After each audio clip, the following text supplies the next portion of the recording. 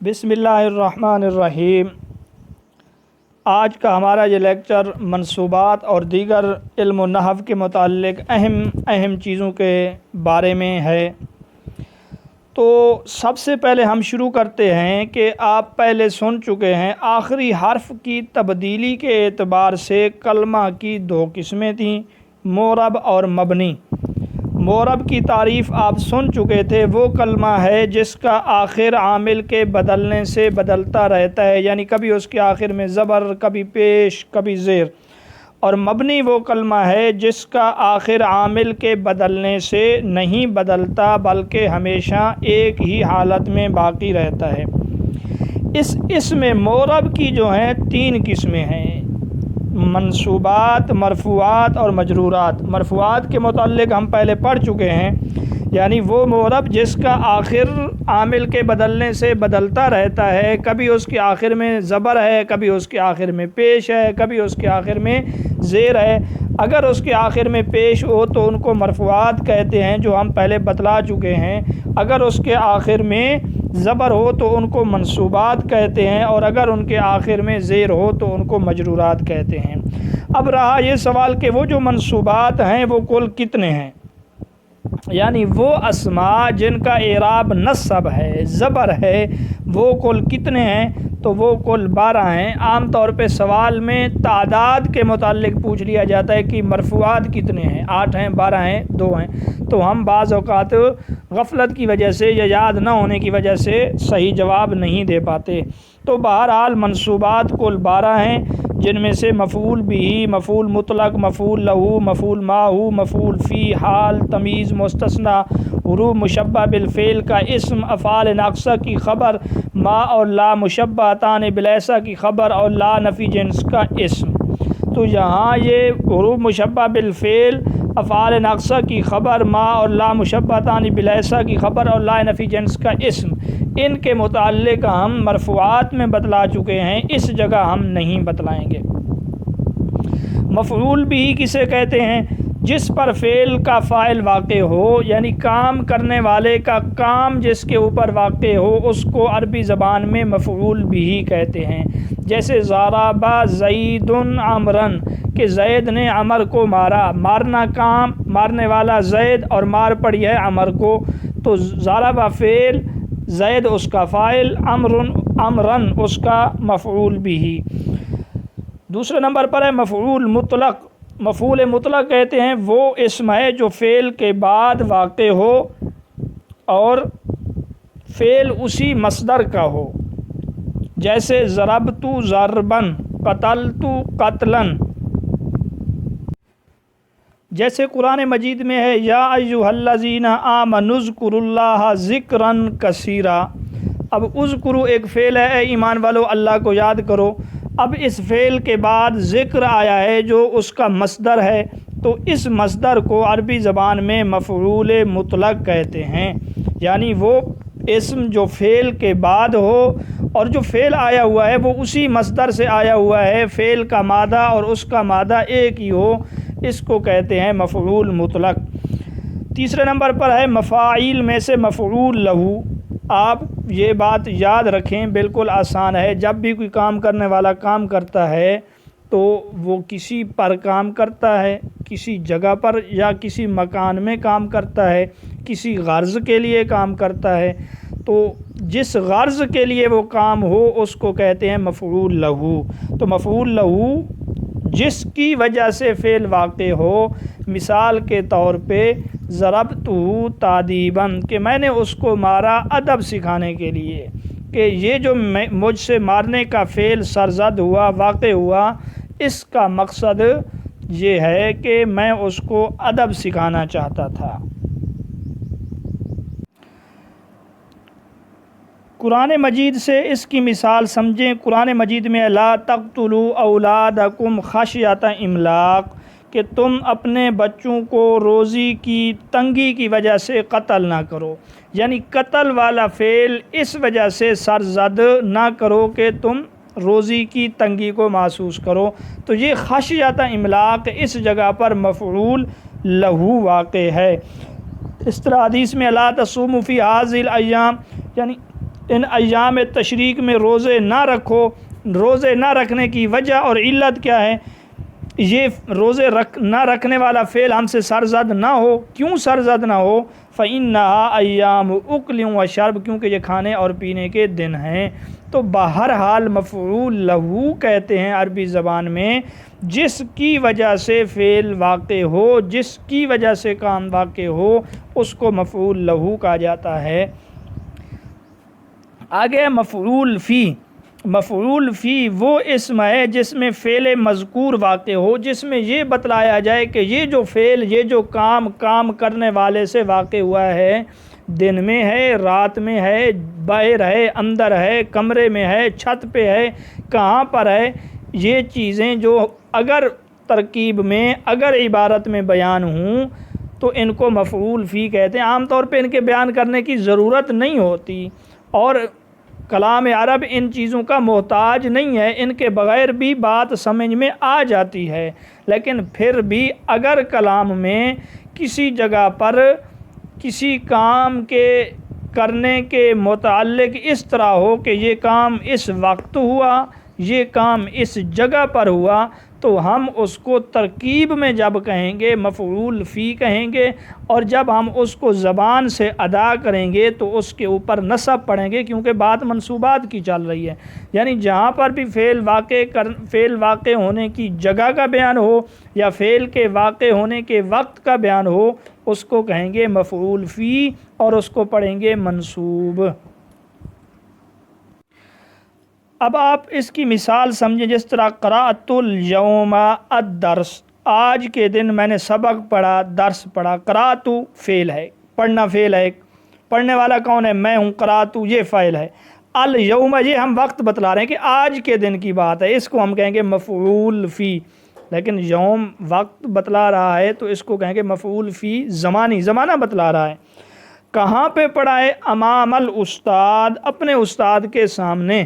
تو اس جگہ یہ سامنے جو ہے، یعنی آگے پیچھے دائیں بائیں نہیں، سامنے، تو یہ سامنے جو ہے مفعول فی ہے، اور مفعول فی مکانی ہے۔ تو اس مثال میں قرأت الیوم الدرس امام الاستاد، اس میں مفعول فی زمانی بھی ہے، مفعول فی مکانی بھی ہے، یعنی فعل کے واقع ہونے کی جگہ کا بھی بیان ہے، فعل کے واقع ہونے کے وقت کا بھی بیان ہے۔ استاد کے سامنے یہ کام پڑھنے والا واقع ہوا ہے، اور آج کے دن واقع ہوا ہے، اور واقع کون سا کام ہوا؟ پڑھنے کا۔ تو یہ پڑھنا فعل، درس مفعول بھی، پڑھنے والا متکلم فاعل، الیوم مفعول فی، امام الاستاد یہ بھی مفعول فی۔ تو یہ ہے مفعول فی کی مکمل تعریف۔ آگے ہم نے بتلایا ہوا ہے کہ ظرف کی دو قسمیں ہیں، ظرف زمان جس میں زمانے کا بیان ہو، ظرف مکان جس میں جگہ کا بیان ہو۔ مفعول فی کی مثال قرآن مجید سے سن لیجئے۔ قرآن مجید میں ہے لَقَدْ رَضِيَ اللَّهُ عَنِ الْمُؤْمِنِينَ إِذْ يُبَايِعُونَكَ تَحْتَ الشَّجَرَةِ، کہ اللہ ان صحابہ سے راضی ہو گیا جب وہ صحابہ آپ صلی اللہ علیہ وسلم کے ہاتھ پر بیعت کر رہے تھے شجرہ درخت کے نیچے۔ تو یہ مفعول فی مکانی ہے کہ اللہ رب العزت جگہ بتلا رہا ہے، یہ جو بیعت والا کام، یہ جو بیعت والا فعل سرزد ہوا ہے صحابہ کرام سے، یہ ایک درخت کے نیچے فعل واقع ہوا، اس وجہ سے یہ مفعول فی بنے گا۔ ایک اور مثال سیعلمون غدن، کہ یہ کل جان لیں گے، تو یہاں پر غدن مفعول فی ہے، اور مفعول فی زمانی ہے، کیونکہ آج، کل، پرسوں، ترسوں یہ زمانے کی مثالیں ہیں۔ مفاعیل میں سے ایک مفعول معہ ہے۔ تو مفعول معہ کی تعریف یہ ہے، وہ مفعول ہے جو اس واو کے بعد واقع ہو جو واو ما کے معنی میں ہے۔ عربی زبان میں ہے ایک واو، وہ بولا جاتا ہے ما یعنی ساتھ کے معنی میں، تو اس واو کے بعد جو اسم واقع ہو اس کو وہ مفعول معہ کہتے ہیں، اور یہ منصوبات میں سے ہے۔ زبان سے ادا کرتے وقت اس کے اوپر ہم نصب پڑھیں گے، یعنی زبر پڑھیں گے۔ اس کی مثال سمجھیں، جیسے قرأ الاستاذ والتلمیذ، استاد نے طالب علم کے ساتھ پڑھا۔ تو یہاں پہ قرأ فعل، کیونکہ پڑھنا ایک فعل ہے، کام ہے، اور پڑھنے والا کون ہے؟ استاذ، تو یہ بنے گا فاعل، اور اس کے بعد آ گیا وہ، تو یہ وہ جو ہے یہ ما کے معنی میں ہے۔ اور اس کے بعد لفظ تلمیذ، اس کو ہم کہیں گے مفعول ماہو۔ اس طرح ایک اور مثال ہے، اکلت الخبز، کہ میں نے روٹی کھائی۔ اب اکل کھانا یہ ایک فعل ہے، اور کھانے والا جو متکلم ہے یہ اس کا فاعل ہے، الخبز یہ مفعول ہے۔ میں نے روٹی کھائی، والادامہ، روٹی سالن کے ساتھ کھائی ہے، تو یہ سالن جو ہے واو کے بعد، ادام جو لفظ عربی زبان میں یہ واو کے بعد واقع ہے، یہ واو ہے ما کے معنی میں، اور اس کے بعد والے لفظ پہ ہم زبر پڑھیں گے اور ہم کہیں گے یہ ہے منصوبات میں سے مفعول ماہو۔ بہرحال مفاعیل 5 ہیں، اگر آپ سے پوچھ لیا جائے مفعول بھی جس پر فعل کا فعل واقع ہو، مفعول مطلق، مفعول لہو، مفعول فی اور مفعول ماہو۔ منصوبات میں سے ایک حال بھی ہے، بڑا آسان ہے۔ حال کا معنی حال ہے، یعنی حالت بیان کرنا۔ وہ اسم ہے جو فاعل یا مفعول کی حالت بیان کرے، اس کو کیا کہتے ہیں؟ حال۔ یعنی کام کرنے والے نے جو یہ کام کیا ہے کس حالت میں اس سے سرزد ہوا ہے، کبھی غصے کی حالت ہے، کبھی بیٹھنے کی حالت ہے، کبھی لیٹنے کی حالت ہے۔ جیسے جاء زید راکبا، کہ زید جب میرے پاس آیا اس وقت جو تھا نا وہ سوار ہونے کی حالت میں تھا، یعنی پیدل نہیں آیا ہے، سوار ہو کے آیا ہے۔ بڑا آسان ہے۔ اس کے بعد ہے تمییز۔ تمییز کا معنی ہے وہ اسم جو نسبت سے یا مقدار سے ابہام کو دور کرے، یعنی وضاحت کر دے۔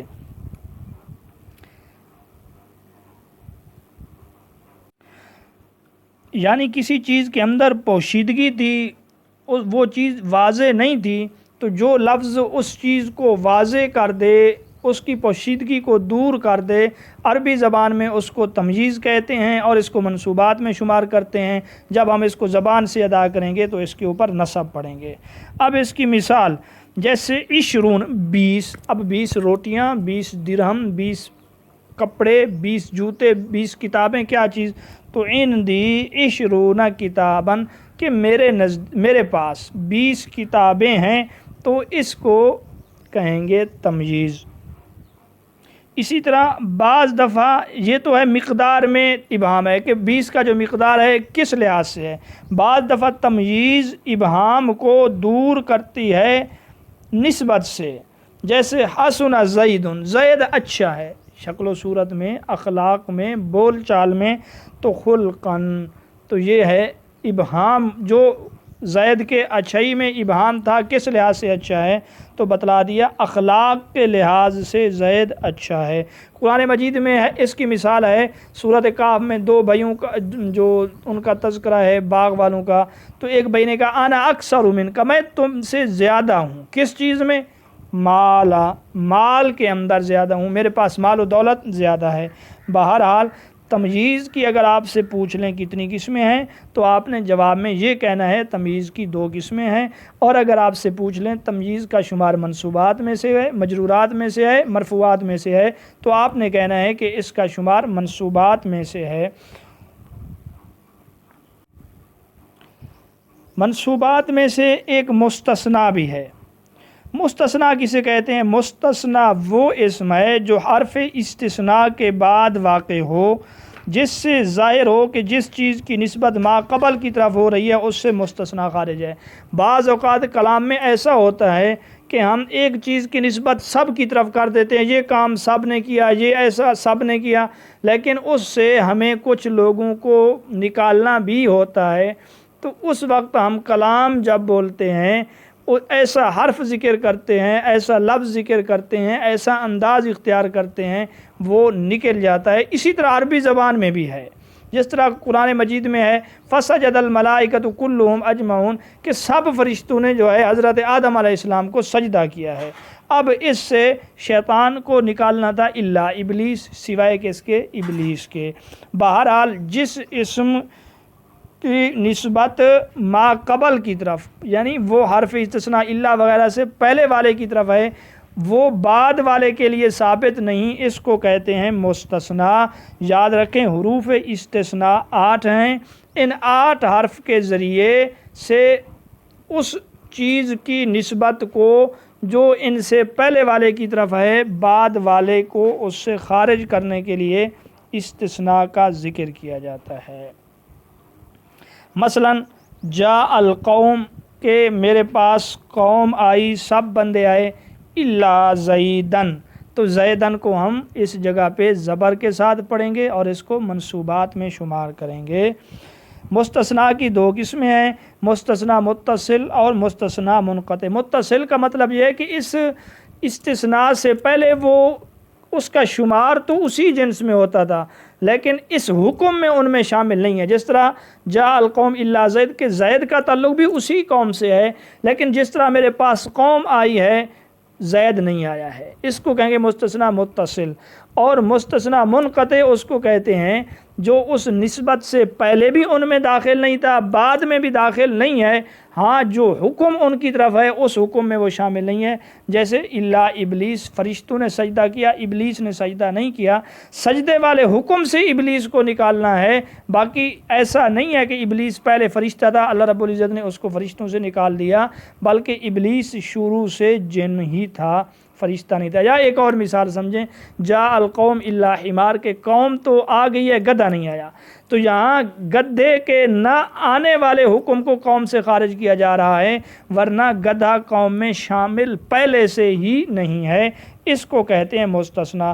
اس کے علاوہ انا جو حروف مشبہ بالفعل ہیں ان کے بارے میں نے بتلایا تھا کہ ان کی خبر جو ہے وہ مرفوعات میں سے ہے، اس منصوبات میں سے مثال ان زیدن قائم، ان اللہ علیم حکیم، ان اللہ غفور الرحیم، اور ما اور لا کی خبر یہ بھی منصوبات میں سے ہے۔ لا نفی جنس کا اسم بھی منصوبات میں سے ہے، کانا وغیرہ افعال ناقصہ جو ہیں ان کی خبر بھی منصوبات میں سے ہے، جیسے کانا زید قائم۔ آگے چلتے ہیں مجرورات۔ مجرورات وہ اسم ہیں جن کے نیچے زیر ہو، وہ کل دو ہیں، یا تو حروف جارہ میں سے کوئی حرف جر جب اسم کے شروع میں آ جائے تو بعد والے کے نیچے زیر پڑیں گے، حروف جارہ کل 17 ہیں، یا مضاف ہمیشہ اپنے ما بعد والے کے نیچے زیر ہی لائے گا، اس کو کہتے ہیں مجرور با اضافت، یعنی حرف جر کی وجہ سے اگر اسم کے نیچے زیر ہے تو کہیں گے مجرور بحرف جر، اور اگر مضاف کی وجہ سے اس کے نیچے زیر ہے تو کہیں گے مجرور با اضافت۔ بہرحال مجرورات کی اگر آپ سے پوچھیں کتنی قسمیں ہیں تو آپ نے یہ کہنا ہے مجرورات کی کل 2 قسمیں ہیں، یا تو حرف جر کی وجہ سے مجرور، حرف جر کل 17 ہیں، با تا کاف لام واو منز خلا ربا حاشا۔ آپ سے یوں بھی پوچھا جا سکتا ہے کہ حروف جارہ کا عمل کہاں پر ہے، تو آپ نے کہنا ہے حروف جارہ کا عمل اسم میں ہے، فعل میں نہیں ہے۔ اور آپ سے یہ بھی پوچھا جا سکتا ہے حروف جارہ کا عمل کیا ہے، زبر دینا، زیر دینا، پیش دینا، تو آپ نے کہنا ہے حروف جارہ کا عمل ہے جر یعنی زیر دینا۔ حروف استثناء 8 ہیں۔ تاکید کی 2 قسمیں ہیں، یہ ایک اور بات ہے۔ کلام عرب میں جس طرح ہم اپنی زبان میں ایک بات کو پختہ کرنے کے لیے، بات کو یقینی طور پہ ثابت کرنے کے لیے ایک لفظ کو بار بار دہراتے ہیں، یہی حساب کلام عرب میں بھی ہے، اس کو کلام عرب کے اندر کہتے ہیں تاکید۔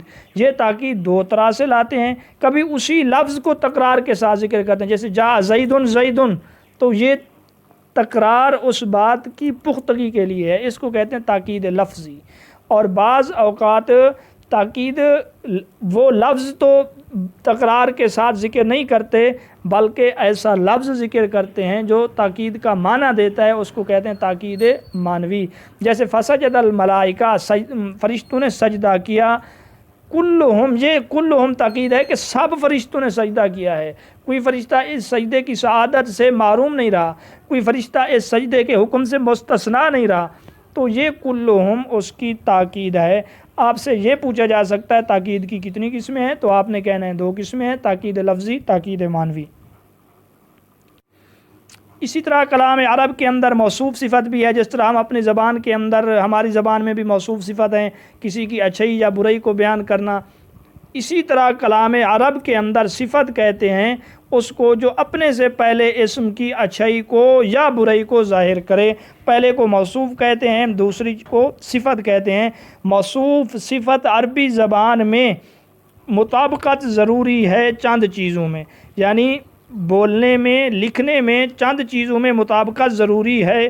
دونوں کا ایک جیسا ہونا ضروری ہے۔ مثلا اگر موصوف مذکر ہے تو صفت بھی مذکر ہو، ایسا نہ ہو کہ موصوف تو مذکر ہے اور جناب اس کی ہم تعریف کر رہے ہیں تو وہ مؤنث والی تعریف کر دیں، یہ تو پھر بات ہی کہیں اور چلی جائے گی۔ اسی طرح زبر زیر پیش میں بھی مطابقت ضروری ہے، اگر موصوف پر پیش ہے تو آگے صفت پر بھی پیش ہو۔ اسی طرح معرفہ نکرہ کے اندر بھی مطابقت ضروری ہے، اگر موصوف معرفہ ہے تو صفت بھی معرفہ ہو۔ اسی طرح واحد تثنیہ جمع میں بھی مطابقت ضروری ہے۔ تو کل 10 چیزیں ہیں، ان 10 میں سے بیک وقت 4 چیزوں کا ہونا ضروری ہے۔ معرفہ نکرہ میں سے 1، اگر موصوف معرفہ تو صفت بھی معرفہ، موصوف نکرہ تو صفت بھی نکرہ۔ اسی طرح مذکر مؤنث میں بھی 1، اگر موصوف مذکر ہے تو صفت بھی مذکر، اگر موصوف مؤنث تو صفت بھی مؤنث۔ اسی طرح واحد تثنیہ جمع، ان تینوں میں سے 1، اگر موصوف واحد تو صفت بھی واحد، موصوف تثنیہ تو صفت بھی تثنیہ، موصوف اگر جمع ہے تو صفت بھی جمع۔ اور آخری 3 ہے رفع نصب جر، اگر موصوف مرفوعات میں سے ہے تو صفت بھی مرفوعات میں سے ہو، اگر موصوف منصوبات میں سے ہے تو صفت بھی منصوبات میں سے ہو، اور اگر موصوف مجرور ہے تو صفت کو بھی لازم ہے کہ مجرور ہو۔ جیسے عندی رجل عالم، میرے پاس ایک عالم آدمی، رجلان عالمان، 2 عالم آدمی۔ امرأۃ عالم نہیں کہیں گے کہ عورت اور عالم، بلکہ عورت عالمہ۔ اسی طرح 2 عورتیں عالماتانی، 2 عورتیں عالمہ ہیں۔ یہ چیز ہے، اس کو کہتے ہیں موصوف اور صفت۔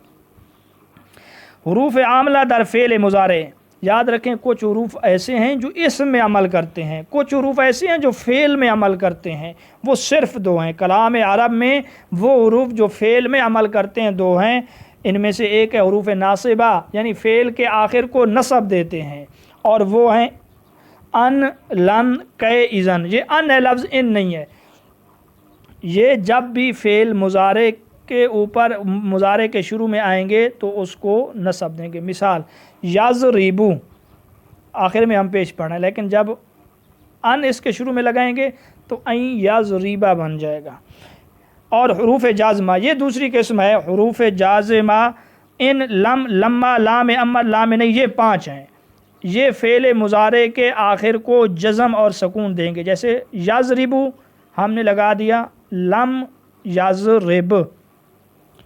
عمل کے لحاظ سے فعل کی 2 قسمیں ہیں۔ فعل جو عمل، کوئی فعل ایسا نہیں ہے جو عامل نہ ہو، فعل جتنے بھی ہیں وہ عمل کرتے ہیں، لیکن عمل ان کا کس طرح ہے، اس لحاظ سے 2 قسمیں ہیں۔ فعل معروف، فعل معروف وہ ہے جس کا کام کرنے والا معلوم ہو، جیسے ضرب زید، قرأ زید، جاء رجل، جاء زید۔ اور فعل معروف وہ ہے، فعل مجہول وہ ہے جس کا کام کرنے والا معلوم نہ ہو۔ افعال مقاربہ، یہ بھی عربی زبان کے افعال ہیں، 4 ہیں، کادا، قربا، اوشک، عسا۔ ان کو افعال مقاربہ کیوں کہتے ہیں؟ مقاربہ قریب سے ہے۔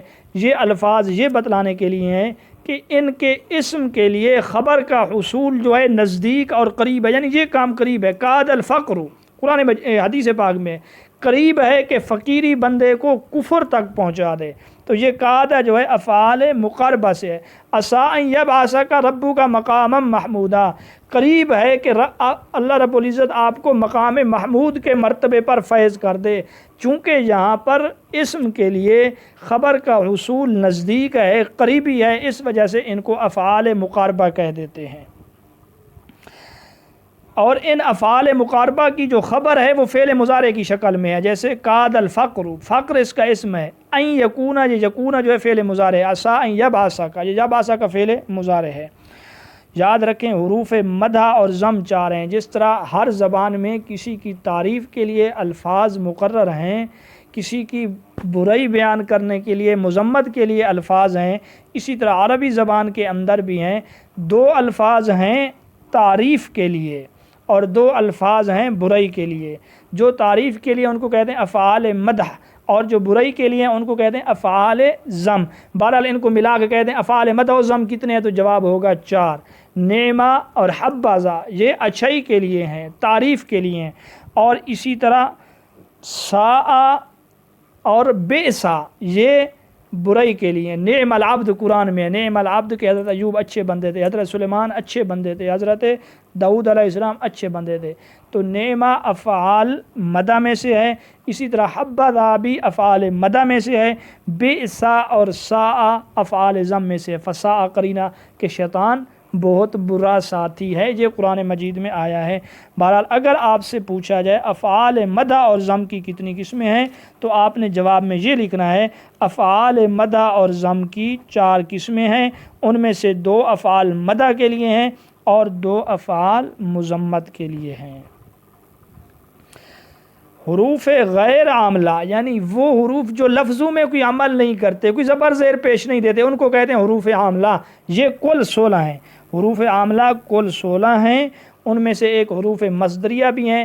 یہ لفظوں میں فعل پر کوئی زبر زیر پیش کسی قسم کا کوئی عمل نہیں کرتے، ہاں معنی میں فعل کو یہ مصدر کے معنی میں کر دیتے ہیں۔ مصدر اور غیر مصدر میں فرق یہ ہے، فعل کے اندر تو کوئی زمانہ پایا جاتا ہے، لیکن جب یہ داخل ہوں گے تو فعل کو زمانے والے سے معنی سے نکال کر مصدر والے معنی میں شامل کر دیتے ہیں۔ وہ کون سے حروف مصدریہ؟ یہ ہیں